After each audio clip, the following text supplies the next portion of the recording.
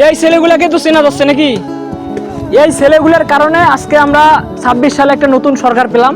26 সালে একটা নতুন সরকার শাসন পাচ্ছি আমরা। আলহামদুলিল্লাহ, মোটামুটি যে 2-3 দিন শাসন করতেছে, মোটামুটি একটু ভালোর দিকে ইঙ্গিত পাচ্ছি। তা এই ছেলেগুলো জুলাইতে আন্দোলন করছে প্রথম সারিতে দাঁড় হয়ে, এবং বিএনপির নেতাকর্মীরা অনেক আন্দোলন করছে এবং অন্য অন্য নেতাকর্মীরা অনেক আন্দোলন করছে, অন্য অন্য দল থেকে আন্দোলন করা হয়েছে। আসলে কেন করা হয়েছে? তারা চেয়েছিল একটা বাক স্বাধীনতার একটা দেশ, যেন সবাই কথা বলতে পারে এবং ফ্যাসিস্টদের হাত থেকে সবাই মুক্ত হতে পারে। এই জন্য তো আন্দোলন করা হয়েছে, এবং এই জন্যই বর্তমান সরকার গঠিত হয়েছে। 26 সালে নির্বাচন হয়েছে।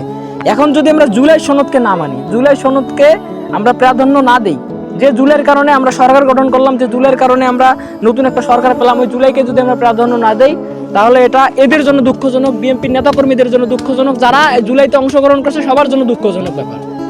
আপনাদের মতামত কি একটু কমেন্টে জানাই দিবেন, এবং বর্তমান সরকারের কাছে আবেদন জানাই যেন তারা জুলাইকে গ্রহণ করে, জুলাই সনদকে প্রাধান্য দেয়।